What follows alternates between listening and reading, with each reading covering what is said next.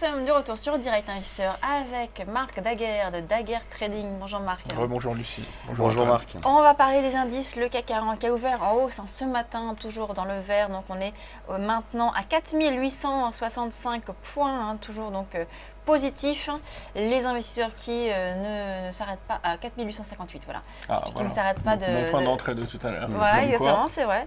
Mais en tout cas, voilà, on sent vraiment de l'optimisme sur ces marchés. Vous disiez en effet tout à l'heure qu'on pouvait aller jusqu'aux 4900, qu'il fallait attendre un petit repli sur les 4860, voire 65. Moi, je vous disais, mais pourquoi attendre ce repli alors qu'on peut y aller tout de suite? Là, c'est peut-être le moment d'y aller. Et là, maintenant, on descend à 455, donc du coup, on pourrait rentrer, mettre un ordre d'achat sur les 4860. Oui, parce qu'on a un stop qui est plus identifiable et moins éloigné des 4875 de ce matin, puisqu'on a perdu 15 points, donc et vu qu'on vise 4009, donc c'est-à-dire qu'on vise à peu près 40 points à prendre aujourd'hui, on peut mettre un stop autour de 20 points en dessous du niveau d'entrée.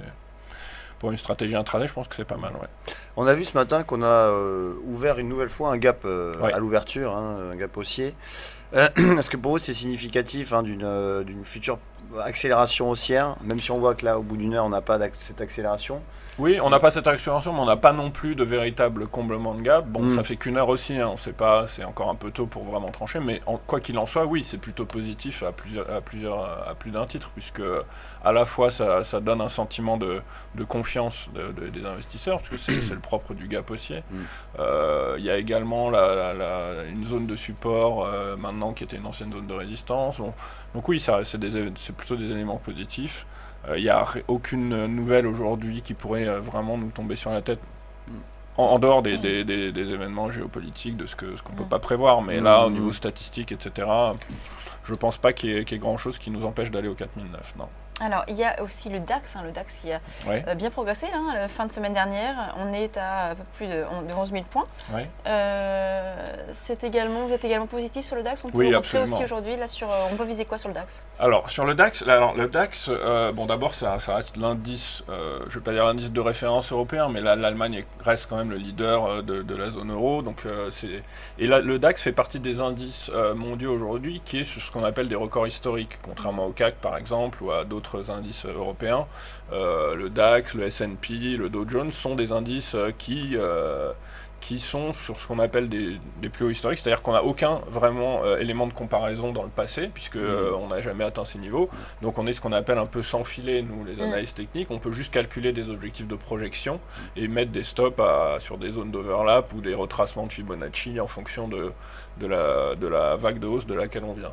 Mais sur le DAX, oui, là, aujourd'hui, je pense qu'effectivement, la résistance qui est tracée là sur le graphique d'Antoine peut largement être atteinte, exactement comme les 4009 sur le CAC.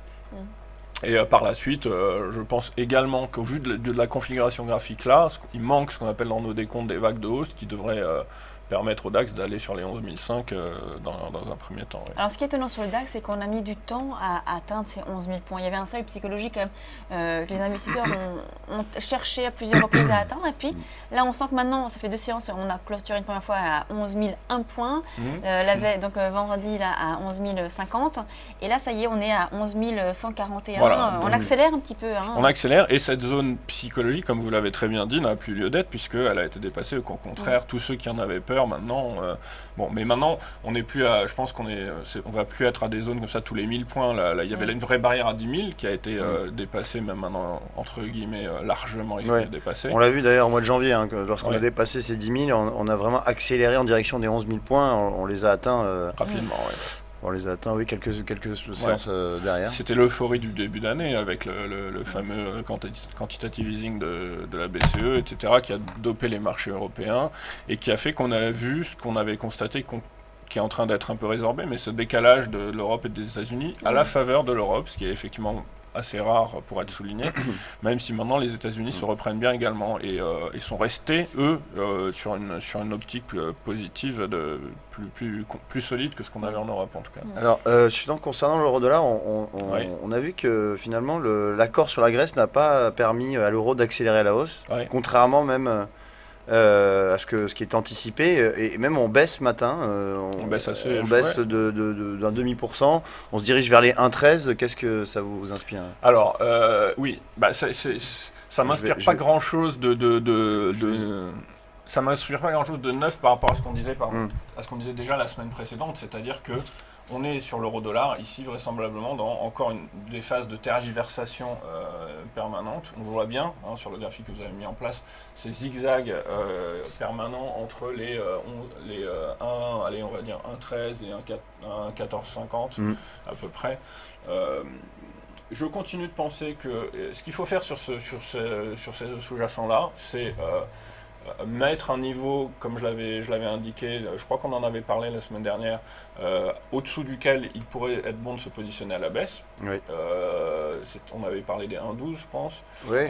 Parce que de toute façon le potentiel de baisse qu'il y aurait derrière serait assez conséquent. A contrario, si jamais on devait dépasser les 1,1450 nettement, peut-être effectivement jouer une poursuite du rebond avant de... Donc un scénario haussier à court terme en tout cas. Oui, c'est vrai qu'on a buté à plusieurs reprises la semaine dernière sous ces 1,1450 sans pouvoir dépasser ce niveau. Donc on n'a vraiment pas de relais acheteur sur l'euro. Oui. Alors peut-être que aussi l'euro-dollar commence à ne plus réagir de façon trop erratique. Il y a des mouvements un peu dans tous les sens, mais qu'il attend peut-être une décision un peu plus ferme autour de ce qui peut se passer avec la Grèce par exemple, puisque pour l'instant on est quand même toujours un peu en attente.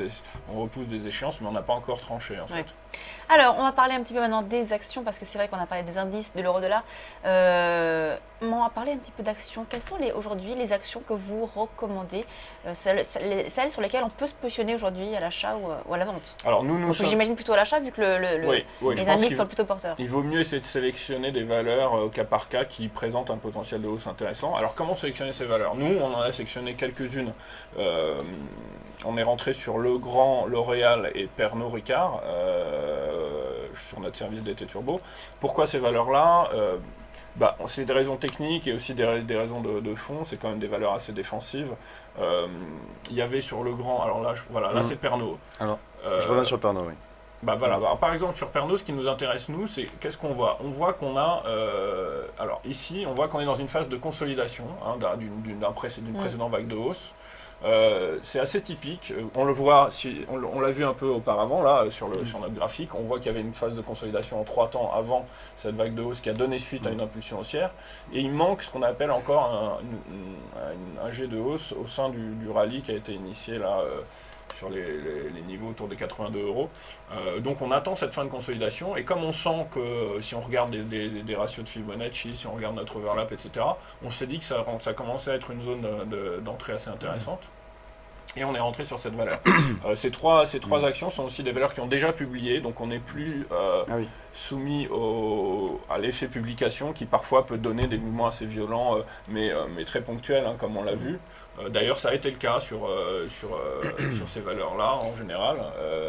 Le Pernod et le Legrand ont souffert de leur publication, mais finalement ont commencé à se ressaisir.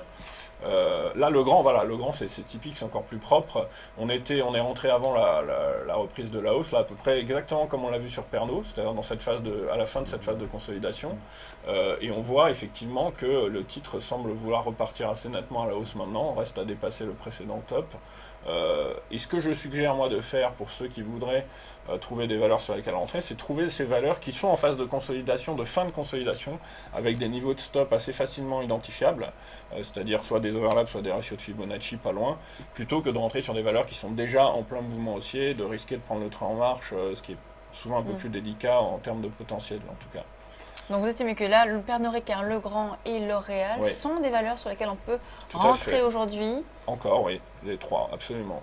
Et alors, est-ce que vous avez donc un objectif pour ces trois valeurs? Alors, je les connais pas par cœur, je ne les ai pas en tête, mais si je regarde les graphes, je peux vous dire à peu près où est-ce qu'ils sont par exemple, sur les trois. Alors Legrand, là, si on resserre un tout petit peu le graphe, je pense qu'on peut largement atteindre les 50, je crois que j'avais un objectif autour des 53 € à moyen terme. C'est un objectif qui me semble vraisemblablement largement atteignable. De toute façon, ce sont des vagues de hausse qui permettent de prendre à peu près, là on l'a vu, de 40 à une dizaine d'euros à chaque fois. Donc pour ceux qui ont réussi à rentrer comme nous autour des 46, ça veut dire qu'on a des objectifs qui peuvent être autour des 55, entre 53 et 55 € par exemple sur cette valeur. Ce qui reste encore déjà un bon potentiel, en tout cas sur nos produits tels que des turbos avec l'effet de levier. C'est sur L'Oréal, on peut regarder peut-être le graphique, Antoine, pour voir l'objectif de la marque. Oui, alors L'Oréal, c'est une valeur assez solide, hein, qui tient bien, qui en plus peut bénéficier de cet effet un peu hésitant sur l'euro-dollar. Là, L'Oréal, c'est une valeur qui peut aller largement à 180 euros. Là, il y a un gros potentiel, là, parce qu'on est un peu à 158.